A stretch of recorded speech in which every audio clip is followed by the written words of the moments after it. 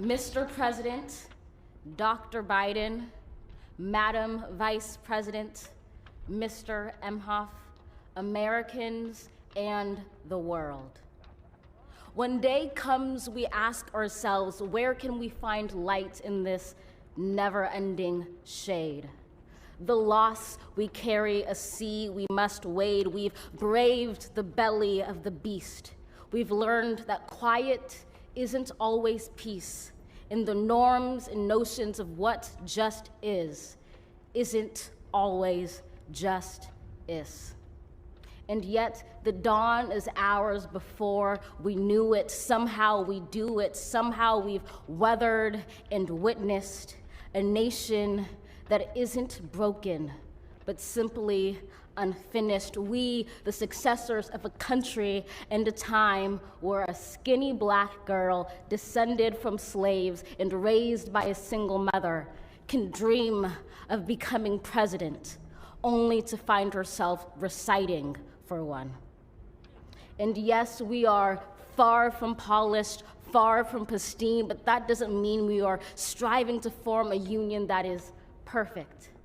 We are striving to forge our union with purpose, to compose a country committed to all cultures, colors, characters, and conditions of man. And so we lift our gazes not to what stands between us, but what stands before us. We close the divide because we know to put our future first, we must first put our differences aside. We lay down our arms so we can reach out our arms to one another. We seek harm to none and harmony for all. Let the globe, if nothing else, say this is true.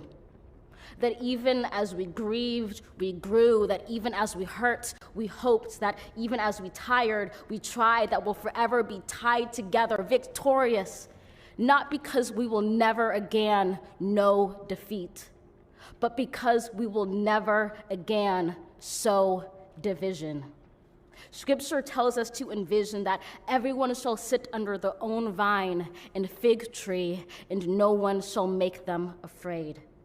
If we're to live up to our own time, then victory won't lie in the blade, but in all the bridges we've made. That is the promised glade, the hill we climb, if only we dare it, because being American is more than a pride we inherit.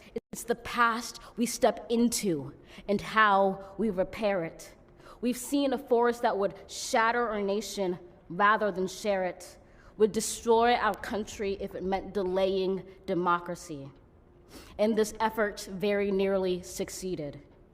But while democracy can be periodically delayed, it can never be permanently defeated. In this truth, in this faith we trust, for while we have our eyes on the future, history has its eyes on us. This is the era of just redemption. We feared it at its inception. We did not feel prepared to be the heirs of such a terrifying hour, but within it we found the power to author a new chapter, to offer hope and laughter to our scepter, to offer hope and laughter to ourselves. So, while once we asked, how could we possibly prevail over catastrophe?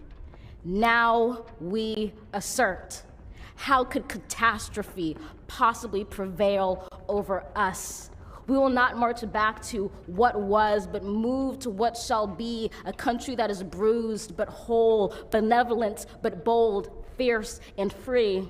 We will not be turned around or interrupted by intimidation, because we know our inaction and inertia will be the inheritance of the next generation. Our blunders become their burdens. But one thing is certain: if we merge mercy with might and might with right, then love becomes our legacy and change our children's birthright.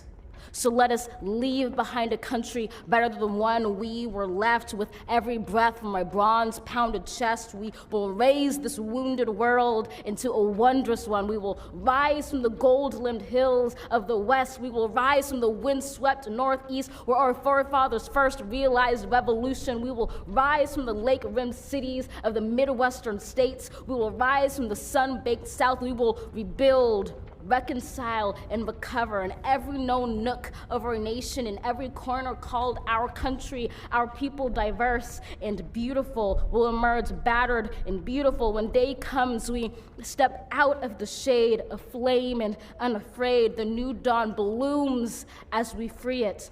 For there is always light, if only we're brave enough to see it, if only we're brave enough to be it.